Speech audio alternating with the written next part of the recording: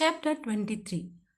உன் வாசம்தனை சுவாசமாய் ஏற்கிறேன், உன் ஸ்பரிசம்தனை உணர்வாய் உணர்கிறேன், உன் சீண்டல்களில் சினுங்கி உன் தீண்டல்களில் கிளர்ந்து உன்னுள் கரைகிறேன்.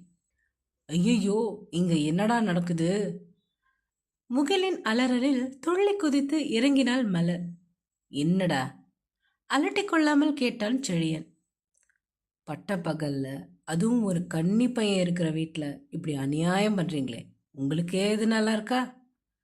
முகிலை கண்டு முகம் சிவந்தவள் வேகமாக ஓடிவிட்டாள். நல்லா தான் இருந்தது, அதுக்குள்ளதான் வந்து கெடுத்துட்டிய.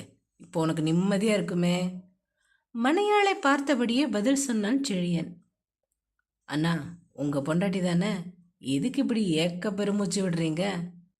உனக்கு என்னடா தெரியும்? என் பிரச்சனை எனக்கு. வாய்க்குள் முனகியபடியே சிறிது தூரம் சென்றவன் திரும்பினான். ஆமா, இப்போ என்னடா நடக்குது? இங்க என்ன, யாரை பார்த்து கேட்ட? கேட்டபடியே வேட்டியை இறுக்கி கட்டிக்கொண்டு முன்னேறினான். உடனே புரிந்து கொண்ட முகில் 4 அடி பின்னால் நகர்ந்து அலறிக்கொண்டே, ஐயோ அண்ணா, அது ஒரு ஃப்ளோவில் வந்துருச்சு, உங்களை போய் எப்படி சொல்லுவேண்ணா என்றான். அதான் நான் பார்த்தேன் என்றபடியே அவனும் சென்று விட்டான். எப்பா, நல்ல வேலை. இந்த ஹிட்லர் ஏதோ நல்ல மூடில் இருந்திருப்பார் போல, அதனால தப்பிச்சேன் என்றபடியே தோட்டத்திற்குள் சென்றான். சதாசிவம் மனைவியிடம் சென்று எப்படி என்று கண்களால் கேட்டார். அவரும் கண்கள் மூடி செய்கை செய்தார். அனைவரும் உணவு மேஜையில் இருக்க மலர் காலை உணவை பரிமாறிக்கொண்டிருந்தாள். ஃப்ளவர், நீ டான்ஸ் கிளாஸ் போகலையா? முகில் ஆரம்பித்தான். மலர் செழியனை பார்த்து கொண்டே, போகணும் முகில் என்றாள்.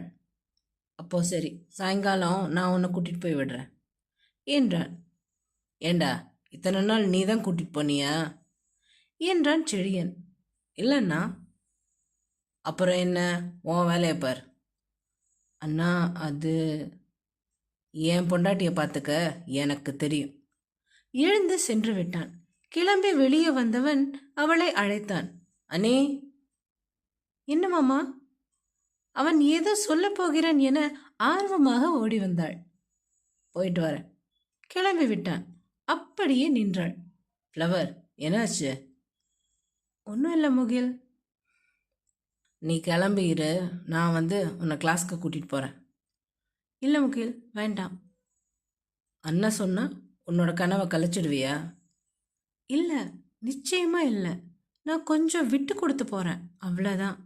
அவர் என்னை புரிஞ்சுக்க கொஞ்சம் அவகாசம் வேணும் இல்லையா, அதான். மற்றபடி என்னோட எண்ணத்தில் தப்பு இல்லாதப்போ நான் ஏன் என் கனவை விடணும்? நானே அடுத்த வாரத்தில் கிளாஸ் போகலான்னு தான் இருந்தேன். அதுக்குள்ளே நீயே கேட்டுட்ட. பார்க்கலாம். பாரு ஃப்ளவர், நான் எப்பவும் உனக்கு துணையாக இருப்பேன், சரியா என்றான். எனக்கு தெரியும் முகில், ஆனால் ஒன்று மட்டும் தெரிய மாட்டேங்குது என்றாள் கைகளை கட்டிக்கொண்டு அவனை பார்த்தபடியே. என்ன? என்னோட நண்பன் இப்போவெல்லாம் ஏதோ குழப்பத்தில் இருக்கான் போலவே. ஏன் அப்படி சொல்கிற? இல்லை, குளிச்சுட்டு இருக்கும்போது பாதியில் ஓடி வர்றது, தனியாக பேசுறது, அதான் கேட்டேன். குறும்பாக கேட்டாள். ஐயோ, இவகிட்ட மாட்டிக்கிட்டனே. சொல்ல வேண்டாம்னா சொல்லாத. உள்ளே போக போனாள். கைப்பிடித்து நிறுத்தியவன், உங்ககிட்ட சொல்லாமல் யார்கிட்ட சொல்ல போகிறேன், ஆனால் கொஞ்ச நாள் டைம் கூட சொல்கிறேன் கிஞ்சலாக கேட்டான். அவளும் சிரித்துக்கொண்டே சரி என்றாள். என் செல்ல ஃப்ளவர் என்று கண்ணம் கிள்ளிவிட்டு ஓடிவிட்டான். செழியன் பைக்கில் கம்பெனிக்கு சென்று கொண்டிருந்தான். அண்ணிய கிளாஸுக்கு போகக்கூடாதுன்னு சொன்னது தப்பு. அவன் இதுவரை அவள் ஆடி பார்த்தது இல்லை, ஆனால் பலரும் சொல்லி கேள்விப்பட்டிருக்கிறான். அவளோட ஆசைக்கு தடை போட எனக்கு என்ன உரிமை இருக்கு? அவள் என்ன தப்பு பண்ணாலும் அவளை மன்னிக்க நான் தயாராக இருக்கும்போது அவளை ஆடக்கூடாதுன்னு மட்டும் எப்படி சொல்லலாம்? அன்னைக்கு ஏதோ கோபத்தில் சொன்னேன், ஆனால் அவளும் அதுக்கு பிறகு வந்து கேட்கலையே. ரோஷக்காரி தான். ஆனால் அவனுக்கு தெரியாத ஒன்று, அந்த ரோஷக்காரியின் கோபம் எந்த அளவுக்கு போகும் என்றும் அதை சீக்கிரமே பார்க்க போகிறான் என்றும். இன்னைக்கு சாயங்காலம் அவளை கிளாஸுக்கு கூட்டிகிட்டு போகணும். நினைத்தபடியே வந்து கொண்டிருந்தவனை ஒருவர் வழிமறித்தார். ஓரமாக ஒரு கார் நின்றிருந்தது. சார் சார் கொஞ்சம் ஹெல்ப் பண்ணுறீங்களா ப்ளீஸ்? என்ன வேணும்? என்றான் வண்டியை நிறுத்திவிட்டு. வண்டி திடீர்னு நின்றுடுச்சு சார். உள்ள பேசஞ்சர் இருக்காங்க. நான் இந்த பக்கம் புதுசு. நீங்கள் மெயின் ரோட் போகிற மாதிரி இருக்குது. போய் யாரையாவது மெக்கானிக் இருந்தால் வர சொல்கிறீங்களா ப்ளீஸ் சார். ஒரு பொண்ணும் குழந்தைங்கள் வேறு இருக்காங்க. என்னால் தனியாக விட்டுட்டு போக முடியாது என்றார் அந்த நடுத்தர வயது மனிதர். சரி, நான் போய் இன்னும் அரை மணி நேரத்தில் மெக்கானிக் அனுப்புகிறேன் என நகரப் போனவன், செழியன் சார் என்ற குரலில் திரும்பினான். நீங்க என யோசித்தான். என்ன சார், நீங்களும் மலர் மாதிரி என்னை யாருன்னே தெரியாதுன்னு சொல்ல போறீங்களா? உங்களுக்கு என்ன தெரியுமா? ஆனால் எனக்கு நிஜமாவே உங்களை ஞாபகம் இல்லை. என்ன சார் பண்றது? 2 வருஷம் சேர்ந்து படிச்ச ஃப்ரெண்டே என்ன தெரியாதுன்னு சொல்லிட்டா. நீங்க என்ன நிமிந்து கூட பார்த்ததில்ல, அப்புறம் எப்படி உங்களுக்கு என்ன தெரியும்? என்றாள் ஐஸ்வர்யா. சாப்டர் 24. உன் காயங்கள் எனக்கும் இத்தனை வலி தரும் என தெரிந்திருந்தால் உன்னை காயப்படுத்தி இருக்க மாட்டேன். அண்ணா, இங்கே என்ன பண்ணுறீங்க? முகில் வந்து கேட்க அப்போதுதான் தன்னை உணர்ந்தான் செழியன். முகில் அருகில் நின்றிருந்தவனை பார்த்துவிட்டு, வாங்க அண்ணா போகலாம் என்றான். முகில் என ஐஸ்வர்யா அழைக்க திரும்பி பார்த்து முறைத்துவிட்டு செழியனை அழைத்து கொண்டு பைக்கை எடுத்தான். செழியன் ஏதோ சாவி கொடுத்த பொம்மை போல வண்டியை உயிர்ப்பித்து கிளம்பினான். அண்ணா, என்ன நீங்க? அவளால தான் பிரகாஷ் அண்ணா செத்தார். அவகிட்ட நின்று பேசுறீங்க? அதிர்ந்தவன் அவனை பார்த்து, உனக்கும் தெரியுமா முகில் என்றான். என்னண்ணா, எனக்கு தெரியாம எப்படி இருக்கும்? மலர் ஏதோ அவ தான் தப்பு பண்ண மாதிரி அப்படி அழுதா. அவளை சமாதானம் செய்யவே 1 வாரம் ஆச்சு. இன்னும் கூட அவளால் அதை தாங்கிக்க முடியல. சாரிண்ணா, ஃப்ளவர் கிட்ட பேசி பேசி அவன்னு வாயில் வருது. கொஞ்சம் கொஞ்சமாக மாற்றிக்கிறேன் என்றான். சே, என்னடா, அவன் முதல்ல உன்னோட ஃப்ரெண்டு, அப்புறம்தான் எனக்கு பொண்டாட்டி. உங்கள் ஃப்ரெண்ட்ஷிப் நடுவில் நான் எப்பவும் வரமாட்டேன். நீ பார்த்துப்போ என்றான்.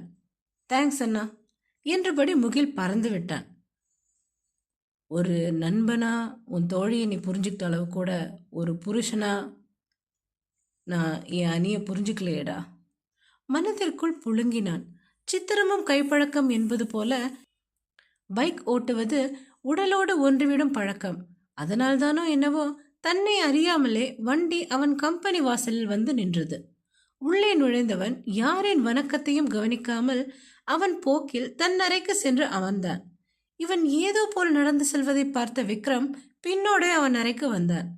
உள்ளே வந்தவன் கண்டது தலையை கைகளில் தாங்கி பிடித்தபடி அமர்ந்திருந்த நண்பனைத்தான். அருகில் வந்தவன் அவன் தோளை தொட்டு உலுக்கினான். என்னடா செலியா, என்னாச்சு? ஏன் ஒரு மாதிரி இருக்க?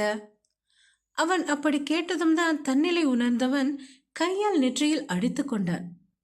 டேய், என்னடா ஆச்சு? அவன் கையை தடுத்தபடியே கேட்டான் விக்ரம். நான் தப்பு பண்ணிட்டேன்டா, குரலில் வலியுடன் சொன்னான். என்ன தப்பு? சொல்லித்தொலடா படுத்தாம. விக்ரம் காய்ந்தான். இப்போ நான் இங்கே வரும்போது நிகழ்ந்ததை சொன்னான் செழியன். ஐஸ்வர்யா அப்படி கேட்டதும் இவனுக்கு ஒன்றும் புரியவில்லை. 2 வருஷம் ஒன்றா படிச்சிங்களா? காலேஜ்லையா? என்றான். ஸ்கூல்ல டான்ஸ் கிளாஸ் கூட ஒன்றா தான் போவோம்.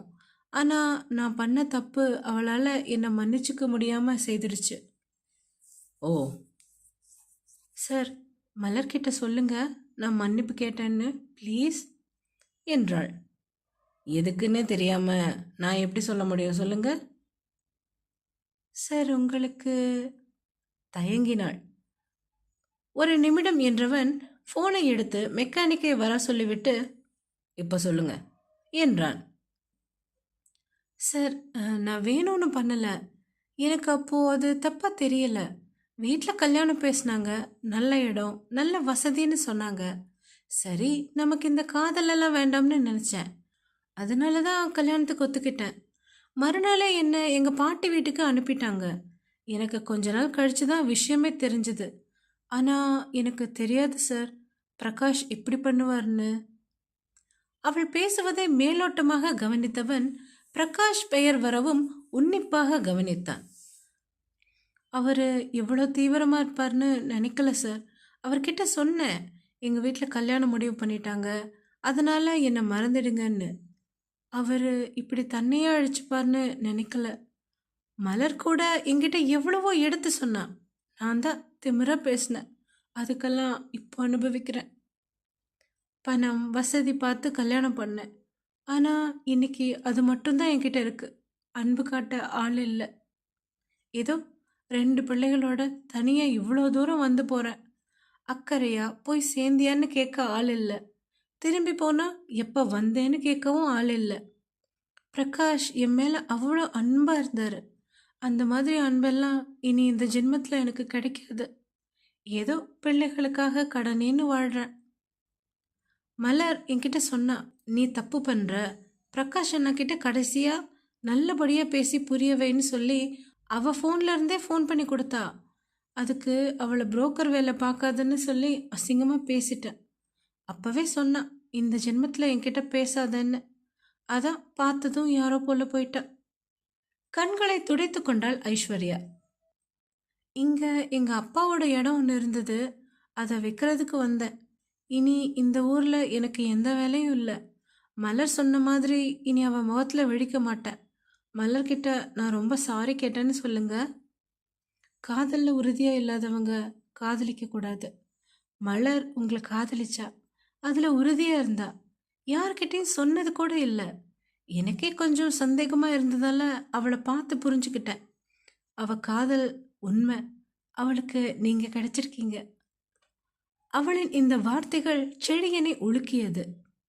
அன்று கேட்டபோது சொன்னாலே, நான் தான் புரிஞ்சுக்கல என மனம் கதறியது. என் காதல்ல உண்மை இல்லை, அதுதான். வார்த்தைகள் வராமல் தடுமாறினாள். பிரகாஷ் கிட்ட மன்னிப்பு கேட்க முடியல.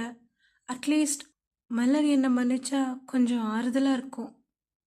அவள் பேச பேச ஏதோ வானத்தில் பறப்பது போலவும் அதே நேரத்தில் நெருப்பில் நிற்பது போலவும் இருந்தது அவனுக்கு. அந்த நேரத்தில்தான் முகிலன் வந்து அவனை கூட்டி வந்து விட்டான். விக்ரமிடம் முழுவதும் சொல்லி முடித்தான். என்னடா இது, பிரகாஷ் காதல் தோல்வியில தற்கொலை பண்ணிக்கிட்டானா? என்னால நம்பவே முடியலையேடா. நம்ம கிட்ட மறைச்சிட்டானே. சொல்லியிருந்தா ஏதாவது பண்ணியிருக்கலாம்.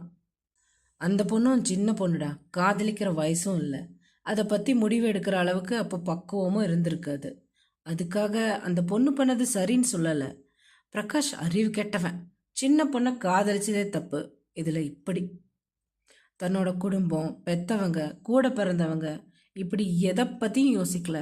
ஃப்ரெண்ட்ஸ் நம்மக்கிட்ட கூட சொல்லலை. அதுக்கு நீ ஏன்டா இப்படி இருக்க? இல்லைடா, அவன் காதலிச்சது எனக்கு தெரியும். என்னடா சொல்கிற? அப்போ ஏன்டா என்கிட்ட கூட சொல்லலை? குண்டு மேலே குண்டா போடுற? ஆமாடா, தெரியும். ஆனால் அந்த பொண்ணு மலர்தான்னு நினச்சேன். அவனை ஓங்கி ஒரு அறை விட்டான் விக்ரம். ச்சே, உன்னால எப்படி இப்படி நினைக்க முடிஞ்சது? கண்களில் கனல் பறக்க கேட்டான். அதிர்ந்து நின்ற செழியன் அவனை பார்க்க, டேய், அந்த புள்ள காலையில் சாயங்காலம் உன்னை பார்த்துக்கிட்டே தான்டா போயிட்டு வந்துட்டு இருக்கோம். உன்னோட ஈகோவால் நீ மலர் முகத்தை கூட பார்க்க மாட்ட. ஆனால் உன் கூட நின்ன எங்கள் எல்லாருக்கும் அது தெரியும். நீ தான் கஞ்சி போட்ட மாதிரி வெறப்பாக இருந்த. அதனால் நாங்கள் உன்கிட்ட அதை பற்றி பேசலை. ஒருத்தனுக்கு காதலை உணர முடியலை. ஒருத்திய உசுரோட கொண்டுகிட்டு இருக்கான். இன்னொருத்தனுக்கு காதலை சரியான இடத்துல காட்ட தெரியல. அவன் உயிரியா அழிச்சுக்கிட்டான். என்ன மனுஷங்கடா நீங்கெல்லாம்.